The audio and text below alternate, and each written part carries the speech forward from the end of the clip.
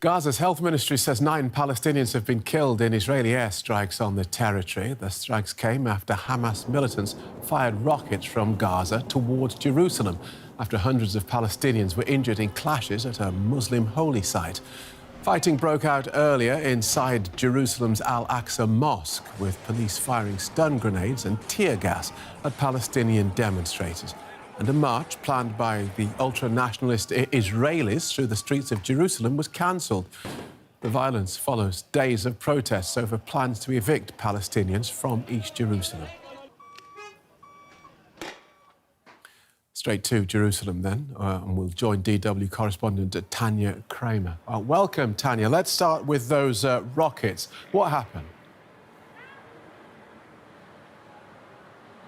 Well, it was a very eventful day today, which started actually in the morning already when we saw, serious confrontations on the Haram al-Sharif, or what is also known as the Temple Mount, and very dramatic pictures inside the Al-Aqsa Mosque. And then we saw during the course of the day the contentious march, first being of Jerusalem Day, when nationalist Israelis would be walking through the Damascus Gate and the Muslim quarter in the Old City, which is seen as a provocation, a deliberate provocation by Palestinians. It was first rerouted by the government, and then it was cancelled in protest of this decision by the organizers. And then at 6 p.m. local time here, air sirens went off in Jerusalem.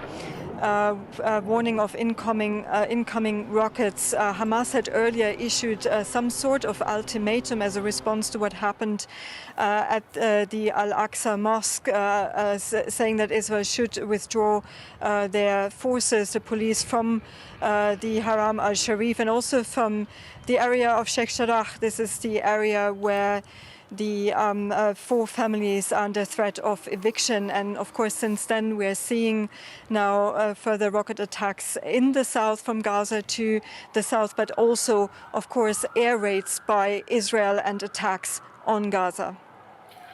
And what have the Israeli authorities said about the air raids that they have launched? Well, it's expected, especially, it's very rare that at Jerusalem that you would hear the air sirens here, even during the war. So this was a warning shot by Hamas. And of course, it's expected that there will be a harsh, and there is already a harsh response on Gaza now. How this will go on from there, that is still to see, but it's definitely a major escalation. But also in Jerusalem, we are seeing, I'm standing here in East Jerusalem, and there are also protests still going on here, especially in Sheikh Jarrah. This is, the tensions are still there. And you mentioned this court ruling. So we have Palestinian families who are appealing, who are looking for a court decision against their eviction. That court ruling was put back. Just outline what happened for us. Yes, absolutely. The High Court of Justice should have met today. There was a hearing that was already postponed from last week. Potentially make a decision on the pending eviction. So the Attorney General got involved, and he will potentially weigh in on this case. So the hearing was postponed. There will be new dates set within the next 30 days. That means the families, 4 families we are talking here, can for now stay in their homes. But it doesn't cancel the previous ruling of a lower court, the district court here, which had authorized the eviction. And that goes back to a lengthy court battle with a Jewish settler organization which claims the land. So, some people have said this was actually to ease the tensions, but we can clearly see that this is not the case, and it only postponed this very controversial decision.